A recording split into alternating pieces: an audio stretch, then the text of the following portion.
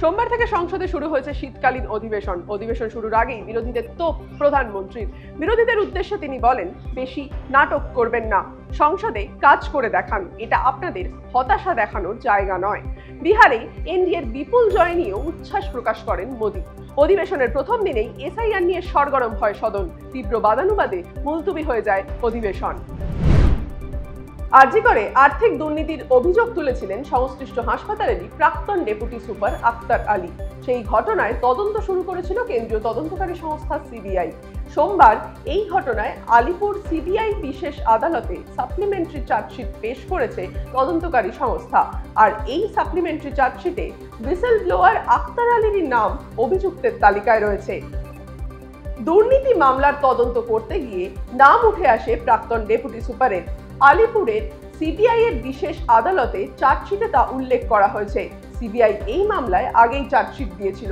সেখানে আরজি কর মেডিকেল কলেজের প্রাক্তন অধ্যক্ষ সন্দীপ ঘোষ সহ মোট 6 জনের নাম ছিল। স্কুল সার্ভিস কমিশনে 26,000 চাকরি বাতিল করে দিয়েছিল সুপ্রিম কোর্ট। সোমবার সেই রায় পুনর্বিবেচনার আর্জি খারিজ করে দিল সুপ্রিম কোর্টের প্রধান বিচারপতির ডিভিশন বেঞ্চ। পাশাপাশি নতুন নিয়োগ প্রক্রিয়াতেও আদালত কোনো হস্তক্ষেপ করবে না বলে জানিয়েছে সর্বোচ্চ আদালত। সুপ্রিম কোর্টের প্রধান বিচারপতি সূর্যকান্ত বলেন, পুরো প্যানেল বাতিল করে দেওয়ার পরে নতুন করে নিয়োগ প্রক্রিয়া শুরু হয়েছে। এখন বলছেন বহু লোকের জীবন নষ্ট হয়ে গিয়েছে, রায় পুনর্বিবেচনা করা হোক। আমাদের হাতে কোনো জাদুদণ্ড নেই।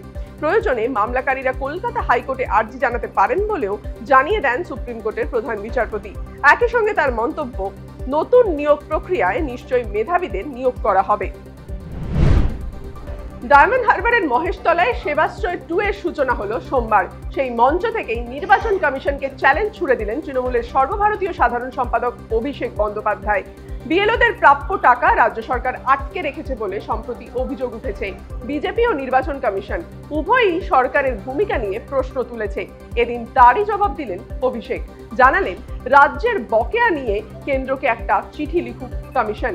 সেই চিঠি যদি কমিশন লিখতে পারে তাহলে 12,000 টাকার বদলে রাজ্য সরকার প্রত্যেক বিএলওকে 60,000 টাকা করে দেবে।